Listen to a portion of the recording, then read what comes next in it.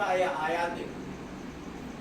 आयात मतलब मंगाना, कोई चीज हम मंगाते हैं, जैसे चाइना से बहुत सी चीजें आती हैं, ठीक है, जापान से बहुत सी चीजें आती हैं, ठीक है, इंडिया से भी कुछ चीजें बाहर जाती हैं, ठीक है। आयात मतलब आना और निर्यात मतलब जाना, ठीक है, ये आयात निर्यात बोलते हैं इसको।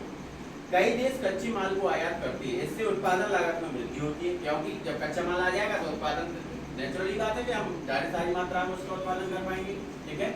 तो उदाहरण के लिए जापान भारत से लोहे अयस्क आयात करता है, भारत से वो क्या मंगाता है?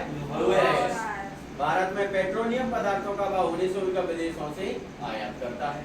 तीसरी हेडिंग आती है प्रौद्योगिकी पिछड़ापन। हमारे भारत में प्रौद्योगिकी पिछड़ापन भी है। हमारे भारत में इंडस्ट्रियल एरिया 20 बोले तो फैक्ट्री एरिया थोड़ा कम है। ग्वालियर को उठा के आप ले लो, ग्वालियर में आज आप क्या देखते हो?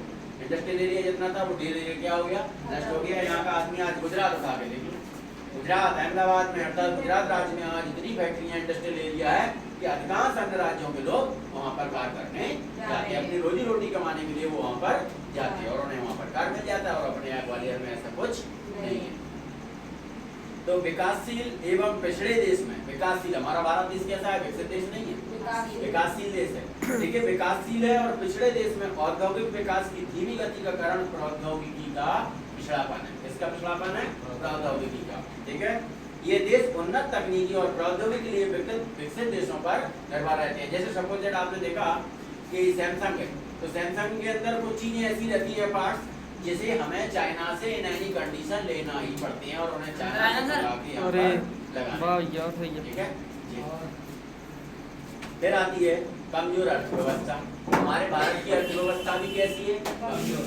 हमारे भारत की अर्थव्यवस्था भी कैसी है? कमजोर है।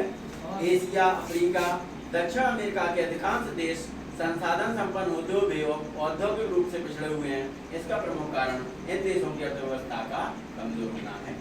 फिर आती है वित्तीय समस्याएं।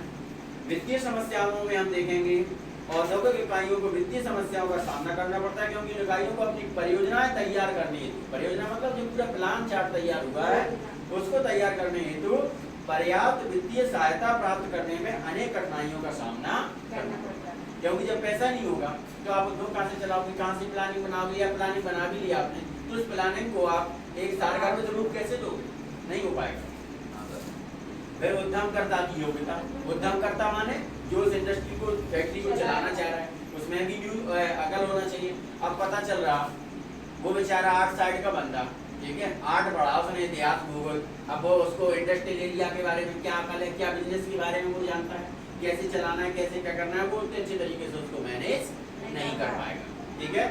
तो उद्योग को स्थापित करने वाले उद्यमी को अपने उद्योग के विषय में समुचित ज्ञान होना चाहिए। जिन उद्यमियों को बुनियादी एवं व्यवसायिक जानकारी नहीं होती वह अपने व्यवसाय में असफल हो जाते हैं। फिर आती है प्रबंध संबंधी समस्या। किसी भी उद्योग में प्रबंध संबंधी कार्यकुशल लोगों का होना आवश्यक है।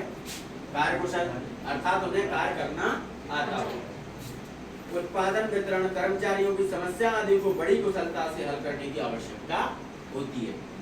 श्रमिक समस्याएं, कभी कभी गंभीर श्रमिक समस्याओं का परिणाम हड़ताल, तालाबंदी आदि होता है, ठीक है। फिर आता है विद्युत शक्ति का अभाव।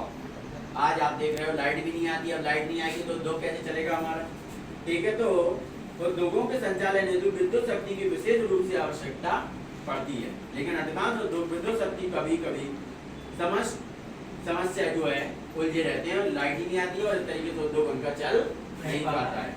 लास्ट आती है आपकी सरकारी नीति। फिर आयात निर्यात, औद्योगिक लाइसेंस, कराधान आदि के बारे में सरकारी नीति स्पष्ट होना चाहिए, क्योंकि ये टैक्स क्या है, कभी भी किसी तरीके कर देते, कभी किसी कर देते हैं। तो इस तरीके से जो एक उद्यम करता है, जो अपना उद्योग चला रहा है, ये उद्योग चलाने में उसको कई समस्याओं का सामना करना पड़ता है। ये चीजें बस